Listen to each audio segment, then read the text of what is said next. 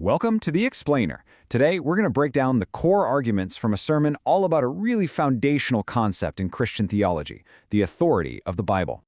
All right, let's just dive right in with a big question. It's one that every single one of us has to answer whether we think about it much or not. When it really comes down to it, for the things you believe and the way you live your life, who or what has the final say? So, first up, we have to ask, who do you trust?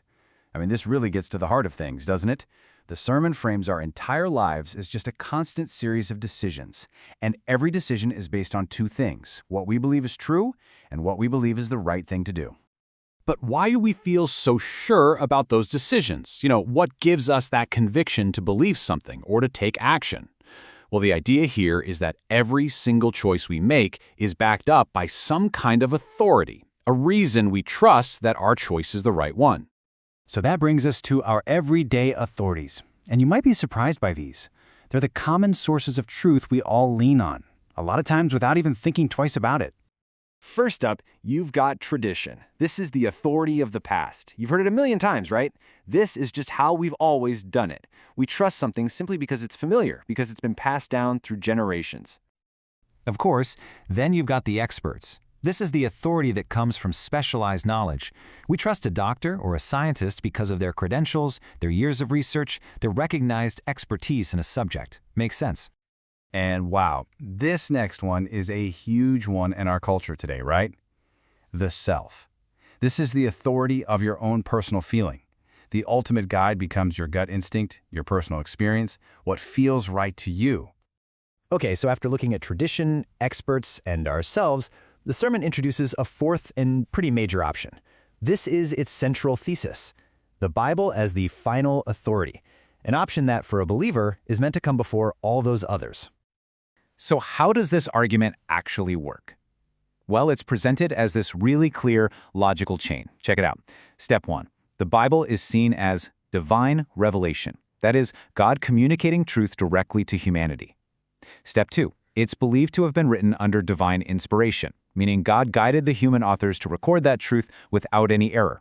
So, if you accept those first two steps, the logical conclusion is, step 3. It has to be the final, ultimate authority.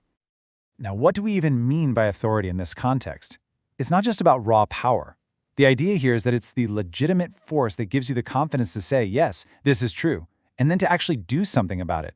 And from this viewpoint, all other human authorities, parents, teachers, governments, are seen as delegated. They only have a legitimate claim to authority because it's granted to them by that one ultimate source. Okay, but this is where we have to be really careful. The source draws a super important, critical line between true authority and its ugly cousin, authoritarianism. They are not the same thing. And you can see the difference right here. On one hand, you have real authority, which is all about using reason to guide people towards something good for their own benefit. But authoritarianism, that's the complete opposite. It's about force, coercion, making people do things that are just plain wrong or make absolutely no sense. And there's this fantastic, almost comical story used to drive this home. Imagine a military recruit being told to put on a helmet that's way too small. When he points out the obvious, hey, this doesn't fit, the irrational command comes back, fit your head to the helmet. It's a perfect example of an authoritarian demand that just completely defies logic. And you can see how this leads to a really serious problem. When people experience that kind of abusive authoritarian power, a natural reaction is to just reject all authority, right? But the sermon warns that this is just another trap called license, a state of total chaos. And the argument is that this too is its own kind of bondage, because with no guiding principles, you just become a slave to your own constantly changing whims and desires.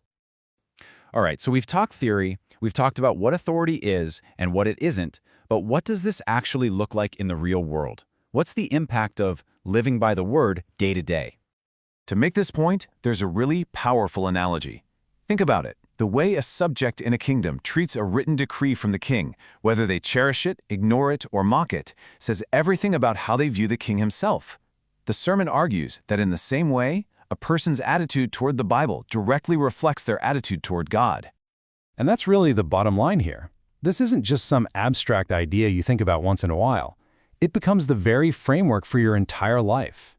It means you filter huge life decisions about your career, your relationships, your ethics, through its principles, not just how you feel in the moment. It would mean believing its claims about the world even when they clash with what's popular, and obeying its commands even when they're really, really hard. It means your ultimate allegiance isn't to a boss or a government or even family, but to the authority of this text. So there you have it, a breakdown of the theological argument for biblical authority. And we'll leave you with that final question on the screen. It's a big one to think about. If a single book were your ultimate guide, how would your life change? I mean, really, how would it change everything?